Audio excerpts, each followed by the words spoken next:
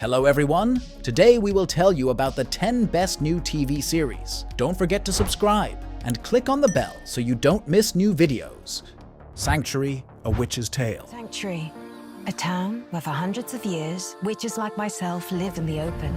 Sarah Fenn, a modern-day witch, uses her powers for good, living in the town of Sanctuary. Though her daughter, Harper, hasn't inherited Sarah's powers, when local teenager Dan dies during a party, Harper is accused of killing him by magic. In the AMC Pearls Sundance Now limited series, Sanctuary, A Witch's Tale, the small UK town of Sanctuary is home to registered witch Sarah Fenn in a reality where magic is real and witchcraft is regulated by the law. A murder investigation ensues when the most popular boy in town is killed and witchcraft is blamed. A tense, bewitching drama that also plays with horror aspects. Sanctuary has a richly woven plot where the mystery is teased out in a very satisfying way. Sarah is the only witch in Sanctuary, earning her living by working spells for the townspeople. She is best friends with town mover and shaker Abigail, together with two other non-magical friends. The four women are a coven who meet regularly to charge Sarah with their energy. Tragedy strikes when Abigail's son, Daniel, falls to his death at a warehouse party. Things get complicated when Sarah's daughter Harper is accused of using magic to kill him. Following Daniel's death, Abigail spirals. She endures the worst loss a parent can experience, and it destroys her. She cannot contain her pain and inflicts it outwards. She is also clearly shown to have an unhealthy hero worship relationship with Daniel, as does all of Sanctuary. Everyone mourns Daniel, and when Abigail leads a literal witch hunt, she has the support of pretty much the entire town. There's a point where the townspeople collectively lose their minds and mob mentality takes over. This has plenty of parallels to modern society, particularly in social media. Sanctuary, A Witch's Tale premieres on AMC Plus and Sundance Now, streams one episode a week through the end of February. Echo. The origin story of Echo revisits Maya Lopez, whose ruthless behavior in New York City catches up with her in her hometown. She must face her past, reconnect with her Native American roots, and embrace the meaning of family and community if she ever hopes to move forward. Echo as a series feels totally and tonally different from anything that Marvel Studios has produced before. It's grounded, slow-paced, and rather violent in parts. The threats are personal. No universes are being destroyed or cities being leveled. At the beginning of the series, it's been 5 months since we last saw her in Hawkeye. Maya, who has a bounty on her head, is running away. She finds a hiding place in Oklahoma, her family home. But Maya is not just lying low. She has big plans, which may bring chaos to everyone who loves her. If you like Daredevil or Punisher series, you'll probably enjoy this series. Brutal scenes of fights using hand-to-hand weapons. There are no aliens or alien invasions here. The Daredevil fight scene in episode 1 does bring back the memory of seeing Netflix's Daredevil for the first time. You see people getting killed, bones broken, heads blown off. There are no energy beams or high-tech weapons here, at least not yet, with Echo featuring only hand-to-hand and real-life weapons. Write in the comments if you are waiting for the return of the Daredevil, or do you prefer the Punisher? All 5 episodes of Echo are now streaming on Disney Plus and Hulu. Zorro.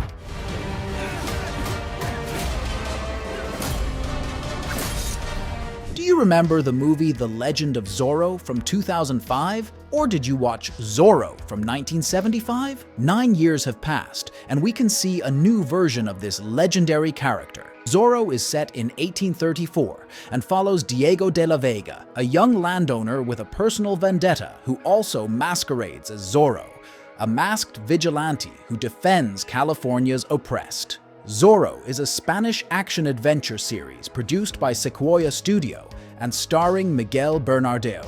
Based on the character created by Johnston McCulley, the series debuted on Prime Video on January 19, 2024 in Latin America and the United States. The production, filmed from summer 2022 to early 2023 in the Canary Islands in Spain, represents a bold reinterpretation of classic hero El Zorro. Orphan Black echoes. Why don't I know who I am? You may feel a little disoriented. You've been through a procedure. We have a new main character in Orphan Black. She is a woman named Lucy, who wakes up in a room where she is informed that she has undergone a surgical procedure and that she needs to rest. She can't remember who she is, where she is, and why, so she escapes to discover that she is inside a larger complex where genetic manipulation experiments appear to be taking place. There, she discovers that there are body parts that are being created thanks to a revolutionary four-dimensional printing technology. 2 years later, he has managed to escape that horrible experience and settle in a quiet agricultural community, far from the city. There, she has established a strong bond with her landlord, Jack, and her daughter, Charlie, although she has never stopped suffering from regressions and nightmares that lead her to remember over and over again a specific event in which there is involved a knife and a lot of blood. An unfortunate accident puts her back on the map and makes her a target. She is considered a threat to be defeated, so she will be forced to flee first and then confront those who try to catch her. Oderbruch. The 8-part series Oderbruch on ARD. ARD worked with the American CBS studios on the series. The result is a gigantic historical horror repose that can compete with Netflix.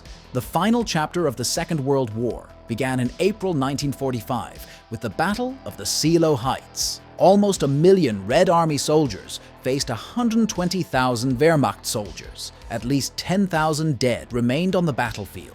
Bodies are still being recovered in the eerie forests, and live ammunition is being recovered. A mix of history and the supernatural Oderbruch is an exceptional series in several respects. 5 years from developing the series idea to broadcasting is not exactly typical for television. A large cast with numerous main and supporting characters, locations in a variety of locations, from the German part of the Oderbruch via Poland to Romania and the Carpathians, each with their own look and a number of secondary strands, numerous narrative arcs, revelations, twists and turns, a casual approach to the whereabouts of some minor characters who are no longer relevant to the story in later episodes, the narrative streak of several centuries, plus a cast that guarantees creative space. That's impressive.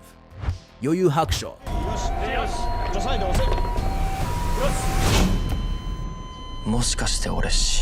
The story revolves around Yusuke Urameshi, a delinquent junior high school student who spends his days getting into fights. He dies after saving a child in a car accident and gets resurrected to serve as an investigator of the supernatural. Yu Hakusho is a 5-episode live-action version of the popular 1990-94 manga of the same name written by Yoshihiro Togashi. And while Togashi's comic was eventually adapted into anime form, this Netflix production is the first time Yu Hakusho has entered the live-action realm. Takumi Kitamura is Yusuke Urameshi, wayward, teen-turned-spirit world detective. If you are a fan of the original manga or anime, then you should not watch this series. The live action has only 5 episodes. As you can imagine, a lot of things would be cut out. Griselda. For the last 3 years, Griselda Blanco has owned Miami, distributing cocaine. Griselda chronicles the real life of savvy and ambitious Colombian businesswoman, Griselda Blanco, who created one of the most profitable cartels in history. A devoted mother, Blanco's lethal blend of charm and unsuspecting savagery helped her expertly navigate between family and business, leading her to become widely known as the Black Widow. Griselda brings an engaging narrative that stays entertaining, hitting viewers with various emotions despite the intense subject matter. Apart from exploring Griselda as the drug lord she is, the series also explores her as a human who is looking out for her children, which works in the show's favor. The godmother and the mother of her 3 sons are 2 sides that keep viewers thinking about the struggle of Griselda. The series is also good with surprises. Every episode ends with a bang, a twist so unpredictable and unexpected that it keeps teasing that the viewers are missing something wild ahead. Ted. How bad is school gonna suck? Well, it's like getting your nuts smashed together so hard they become just one nut. Holy shit. Ted, stylized as Ted, is a 2024 American comedy series and the prequel to the Ted franchise. It's 1993, and Ted the Bear's moment of fame has passed. He's now living back home in Framingham, Massachusetts with his best friend, 16-year-old John Bennett. along with John's parents, Mattie and Susan and cousin Blair. Ted may be a lousy influence on John, but at the end of the day, he's a loyal pal who's always willing to go out on a limb for friendship. The series was released on Peacock on January 11th, 2024. Boy Swallows Universe. I'm Eli Bell. I've got a story. What kind of story? It's a crime story. The much-celebrated novel Boy Swallows Universe by Australian journalist and writer Trent Dalton has made its way onto Netflix with an on-screen adaptation of the same name. Bringing to life the semi-biographical coming-of-age novel, Boy Swallows Universe is set against the backdrop of Brisbane in the year 1985. Boy Swallows Universe takes us on a trip to the Aussie underworld in Dara, unpacking not just the obvious issues like bullying and domestic abuse, but going deeper. 13-year-old Eli Bell resides in Dara with his quiet brother Gus Bell, erstwhile drug addict mother Frances, and smack dealer stepfather Lily Orlick. Throughout the series, we see Eli trying to protect and rebuild his family at any cost. We see Eli having multiple showdowns with dangerous drug dealers in Dara, breaking inside the prison by hiding in a fruit truck and selling drugs to save money to buy a house for Frances once she completes her prison sentence. In addition, the series is packed with a plethora of scenes that will make you really feel for characters. The show brings us right there in the thick of it with Eli. The showmakers take extra care in painting his character, giving us a front row seat to his world. We see Eli risking it all to save money to buy a dream house for his mother, and yet, life throws constant curveballs at him. Masters of the Air.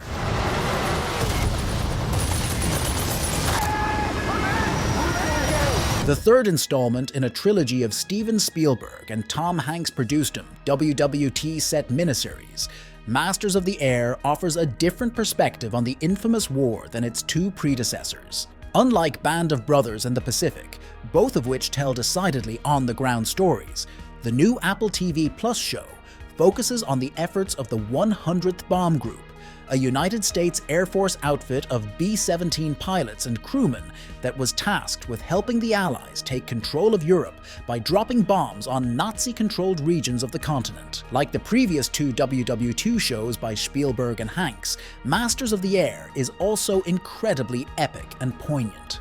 From the first few episodes, you might think that the Apple TV Plus series is just a cool action drama with some really depressing moments, but it soon shows us the horrors of war and what it did to men who fought it. There are no big emotional sequences, as most of the characters in the series are stoic and tough, but we do get some glimpses of how the war has changed them, and they might never be able to go back the way they were before. Don't forget to subscribe to the channel, like, and turn on notifications to watch our best films and TV series.